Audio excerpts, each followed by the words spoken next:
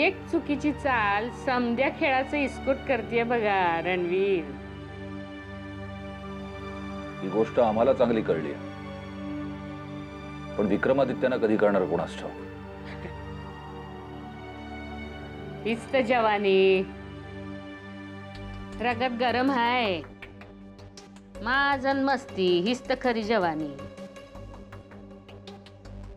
काय रणवीर, आपल्या जवानीचे दिस विसरलाच जणू। जवानीचा माज आणि मस्ती अजूनही कायम आहे आमच्यात, पण राजे शिर्के घराण्याचं नाव जे आमच्याशी जोडलं गेलंय त्याचा मान राखण्यासाठी काही गोष्टी आम्हाला संयमाने करायला लागतात। तुमचं ही भान, तुमची शान, त्याचंच तर आमासनी लई कौतिक आहे। आता विक्रमादित्य राजांच्या चुकांपायी तुम्ही कशाला जीवाला इतका घोर लावून घेतायसा? काय कमी जास्त झालं तर आम्ही आहोतच की।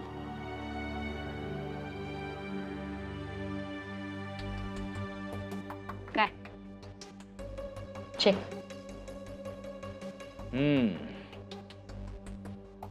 बोलता बोलता तुमचं प्याद आमच्या राजावर आलंच की। राजा राजा तवर राजा, जवर तो शिपायांच्या गराड्यात दरबारात बिनगोर असतो या। पर एकदा का तो त्यातनं बाहेर आला की एखाद्या प्याद्या पेरीस वाईट मौत होतीये त्याची।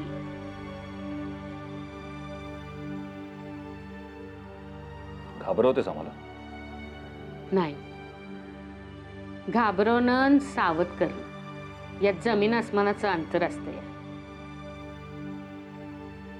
पर तुम्ही बिनगोर राहा।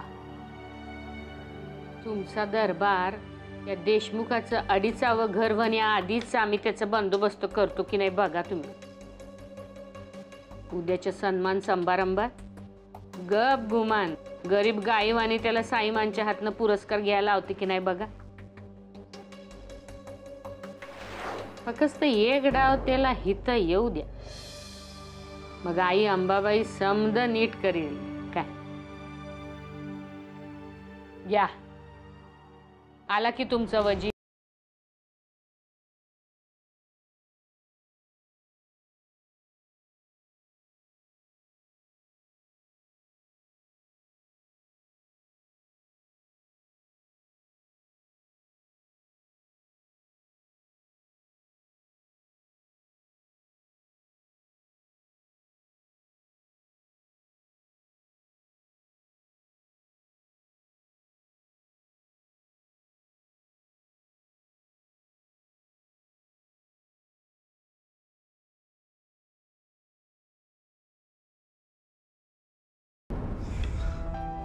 वहिनी, एवढं सगळं तुम्ही आणायची गरज नव्हती। मी कुणाकडनं तरी जेवण मागवून घेतलं असतं। तुम्ही स्वतः मागवून घेणाऱ्यातले असतात ना, तर मला तुमची काळजीच घ्यावी लागली नसती। चला, बोलण्यात वेळ घालवू नका, आता सुखाने 2 घास खाऊन घ्या। आता तुम्ही इतका आग्रह करताय तर जेवून घेतो, पण भूक लागली म्हणून नाही, तुमची भीती वाटते म्हणून। माझी भीती का? नाही, आता आम्ही जेवायला सुरुवात केली नाही तर 1 घास चिवचा 1 घास काऊचा असं म्हणत आम्हाला भरवायला कमी करणार नाही तुम्ही।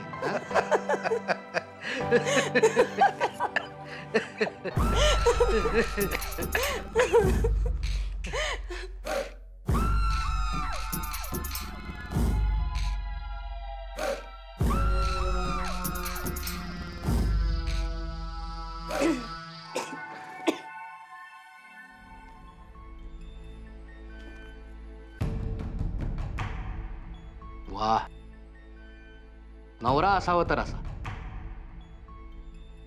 ज्याला बघता क्षणी पत्नीच्या चेहऱ्यावरचं हसूच गायब व्हावं। जरा जास्तच आनंदात दिसतंय। नाही, हसणं थांबतच नाही म्हणून म्हणतोय। वहिनी, हसण्याचं कारणही सांगून टाकाय ना। तुम्ही राजे शिर्के घराण्याच्या मोठ्या सुनबाई, मला तर वाटतं तुम्ही या घरात हसताच कामा नये। हसण्यामुळे शिस्त बिघडते राजे शिर्के घराण्याची। कारण आम्हाला माहिती आहे, तुम्हाला आमच्यापेक्षा किंवा राजे शिर्के खानदानापेक्षा त्या डी.व्ही. देशमुखांबद्दल जरा जास्तच आदर आहे। आमचा प्लॅन त्यांना कळला म्हणून तुम्ही हसताय। नाही हो, तुमचा काहीतरी गैरसमज होतोय. मी हसत होते कारण आमचा पराजय झाला असं तुम्हाला वाटलं नाही का? पण लक्षात ठेवा, तो डी.व्ही. देशमुख कधीच आमच्या समोर जिंकू शकत नाही. कोण आहे तो? ही जस्ट अ कॉमन मॅन, सामान्य शाळा मास्तर आहे तो. वाईट एवढंच वाटतंय की कोणाशी वैर घेतायत हे त्यांना अजूनही कळत नाही. वाईट आम्हालाही वाटतंय. एका सामान्य शाळा मास्तरांनी राजे शिर्के घराण्याच्या कर्त्या पुरुषाची झोप उडवली आहे.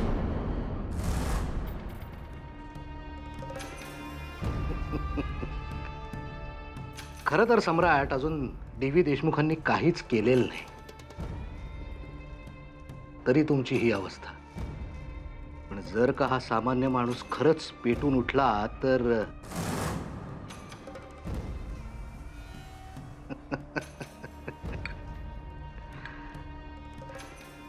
पण सम्राट, डी.व्ही. देशमुखांच्या या प्रकरणामुळे एक गोष्ट आपल्या नक्कीच लक्षात आली असेल. Never under estimate power of a common man. पुढे राजकारणात उभं राहताना ही गोष्ट आपल्याला उपयोगी पडेल सम्राट. ज्याला स्वतःच्या पायावर धड उभं राहता येत नाही, त्याने दुसऱ्याचं करिअर उभं करण्याच्या गप्पा मारू नये.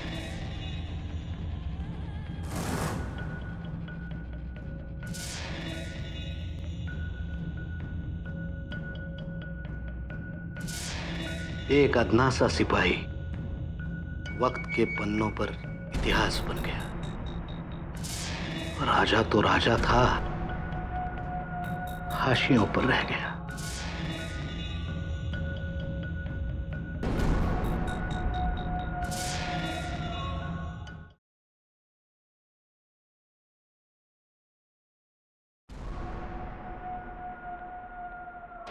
मणी, नमस्कार भैया साहेब. सन्मान समारंभाची सगळी तयारी झाली? होय भैया साहेब. भैया साहेब, आमची सगळी तयारी झाली. इकडे सन्मान समारंभामध्ये स्वर्गीय हंबीरराजे शिर्के स्मृती विद्या मंदिराच्या शिफ्टिंगची घोषणा आणि तिकडे राजे शिर्के चेन ऑफ मॉल्सच्या पहिल्या मॉलचं कन्स्ट्रक्शन सुरू. म्हणी, उद्याच्या उद्या शाळेच्या इमारतीवरून बुलडोझर फिरला पाहिजे. भूमिपूजनाची तारीख अजून नक्की व्हायची आदित्यराजे. भैया साहेब, आधीच आपला खूप वेळ वाया गेलाय. विधिवत भूमिपूजन झाल्याशिवाय काम सुरू होणार नाही. भैया साहेब, चांगल्या गोष्टीसाठी कशाला हवाय मुहूर्त? काही गोष्टी परंपरा आणि रीतिरिवाजांनुसारच कराव्या लागतात. राजमाता गुरुजींना विचारून चांगला मुहूर्त निवडतील, भूमिपूजन होईल आणि मगच कन्स्ट्रक्शन सुरू होईल.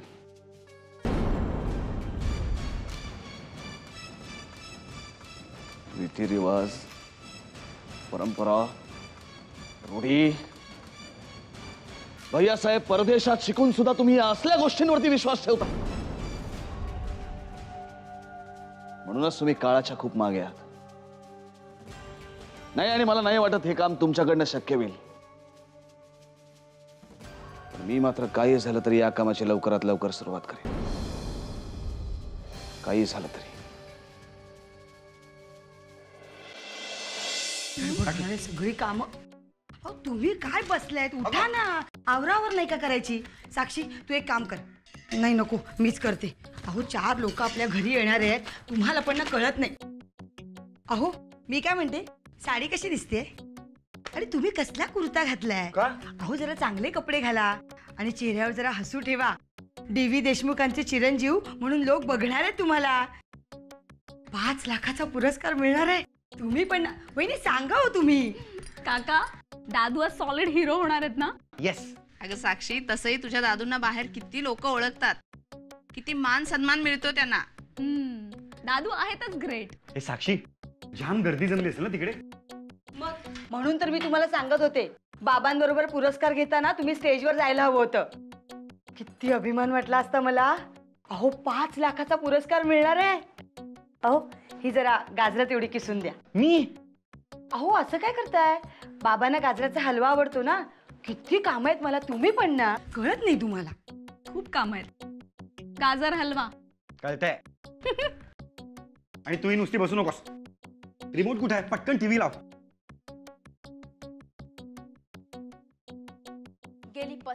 वर्ष हंबीरराव राजे शिर्के एक्सेलन्स फाउंडेशन. साक्षी, आपला कॅमेरा कुठे आहे ग? बाबा आल्यानंतर त्यांच्यावर फोटो काढेन म्हणते. हसता काय तुम्ही? किती काम आहेत मला. आता पाहूया एक विशेष बातमी. गेली 35 वर्ष हंबीरराव राजे शिर्के एक्सेलन्स फाउंडेशन वेगवेगळ्या क्षेत्रातील व्यक्तींना त्यांच्या उल्लेखनीय कामगिरीसाठी गौरवते. यावर्षी पुरस्कार प्राप्त करणाऱ्यांपैकी एक महत्त्वपूर्ण नाव म्हणजे डॉक्टर D.V. देशमुख. समारंभाच्या सुरुवातीला अनुपस्थित असणारे डॉक्टर D.V. देशमुख समारंभ संपण्याच्या बरोबर अर्धा तास आधी हजर राहिले आणि सुरुवात झाली महानाट्याला.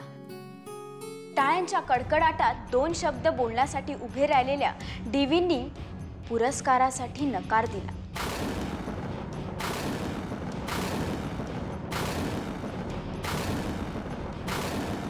असा सन्मान डॉक्टर D.V. देशमुख यांनी फक्त नाकारलाच नाही, तर त्यांनी फाउंडेशनच्या कारभाराबाबत आक्षेप घेतला.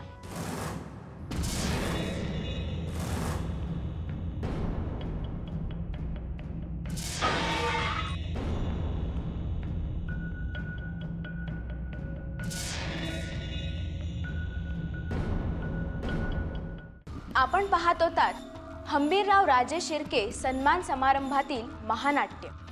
आणि आता आपण पाहूया सामान्य नागरिकांच्या यावरील प्रतिक्रिया. विक्रम राजे आणि रणवीर राजे शांत होते, म्हणजे आता टीव्ही सरांचं काही खरं नाही. टीव्ही सरांचं चुकलं. काही नाही हो, मोठ्या लोकांची बदनामी करून प्रसिद्धी मिळवत आहेत D.V. देशमुख. ते देशमुख सर आहेत ना, सॉलिड आहेत. त्यांच्यासारखं कोण नाही. विद्या मंदिर पाडण्याचा विचार हे करूच कसा शकता? आज मी जे काय आहे ते फक्त D.V. देशमुखांमुळे. D.V. देशमुखचा विजय असो.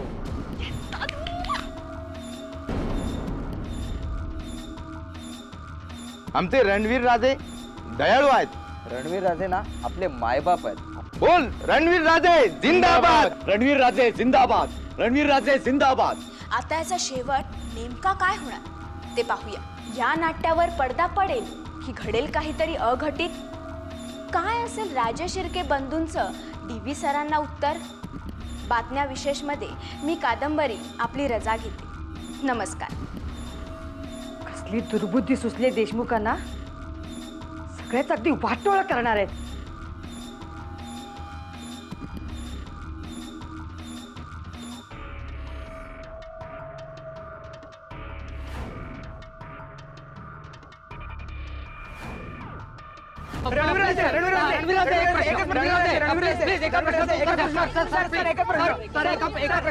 D.V. देशमुखांनी तुमच्यावर केलेल्या आरोपांमध्ये कितपत तथ्य आहे? No comments. सर, क्या ये सच है कि आप स्कूल की जगह मॉल बनाने वाले हो? No comments. तुमच्या शाळेत हजारो मुलांच्या भवितव्याचा काय विचार केला आहे? नो आपल्या कमेंट्स. भावाच्या हट्टापायी हंबीर राजे शिर्के यांनी चालवलेल्या ह्या सेवाभावी संस्था अशाच बंद पडणार आहेत का सर? No comments. सन्मान समारंभाच्या निमित्ताने D.V. देशमुखांना पुरस्कार देऊन गप्प करण्याचा प्रयत्न होता का? 1 मिनिट.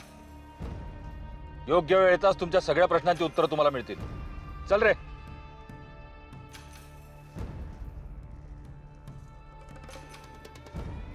रणवीर राजे शिर्के.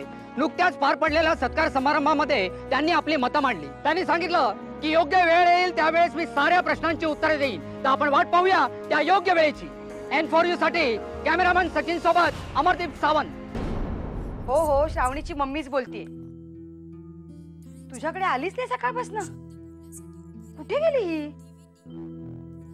नाही नाही, हे बघ, तुझ्याकडे जर आली ना किंवा फोन आला ना तर मला प्लीज फोन करायला सांग. हो हो. नाही नाही, मी कळवते ग तुला. हो हो, ओके बाय. म्हणून म्हणत होते मुलीला जरा मोबाईल घेऊन द्या, तर नाही. ए, तुझे टकटक बंद कर. मकरंद बाबा कसे नाही आले अजून? मलाही त्यांचीच काळजी वाटते. त्यांची कशाला काळजी करायला हवी? स्वतःच्या हाताने घात करून घेतलाय. काकू, दादूनी जे केलं ना ते बरोबरच केलंय. त्या राजे शिर्केचा माज उतरवून टाकलाय.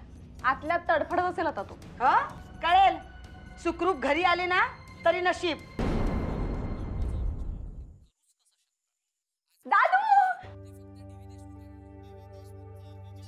दादू, यू सिम्पली ग्रेट. आताच न्यूज ऐकली. हो बाबा, तुम्ही हे काय केलंय? अहो, त्या राजेश शिर्केंना दुखावून तुम्ही केवढं मोठं संकट ओढवून घेतलंय. हो ना, किती आनंदात होते मी की तुमचा सत्कार होणार, तुम्हाला पुरस्कार मिळणार.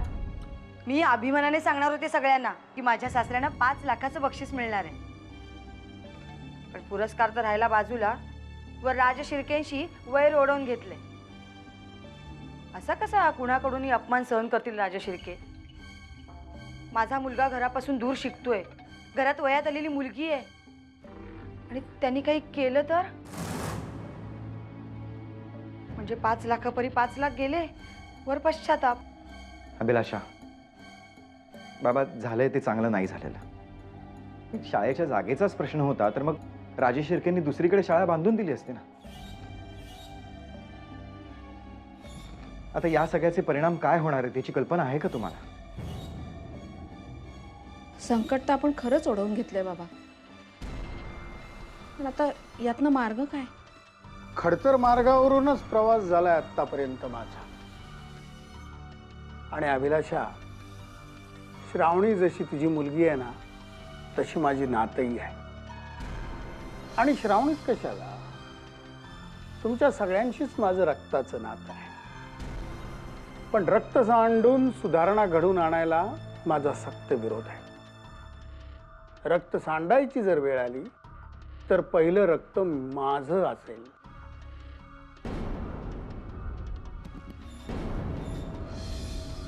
दादू, देवयानी, अगं माझ्या केसालाही धक्का लावू शकणार नाहीत हे लोक. एवढीच जर हिंमत असती ना तर माझ्या सत्कार पुरस्काराचं एवढं गाजर त्याने माझ्यासमोर बांधलं नसतं माझं मन वळवायला. शेवटी सत्याचाच विजय होतो, ही गोष्ट यावरून सिद्ध होते. पण बाबा, या वयात आता आराम करायचा सोडून तुम्ही नको त्या गोष्टी का ओढवून घेताय? अरे मकरंद, आता आराम नाही, आता उलट काम काम आणि काम. आणि तुम्ही सगळेजण उगाचच घाबरताय. मी जेव्हा एखादा निर्णय घेतो ना तेव्हा मागचा पुढचा विचार करून घेतो, तेव्हा निर्धास्त राहा. दादू, तुमचं सगळं म्हणणं पटतंय आम्हाला, पण आपण थोडी काळजी नको का घ्यायला? देऊ, अशा लोकांच्या अंगात बिलकुल हिंमत नसते. वरून किती शूर वाटले ना तरी आतून पोकळ असतात. अशा लोकांना जर आपण योग्य वेळी टोकलं ना तर बरोबर सुतासारखे सरळ येतात. हां,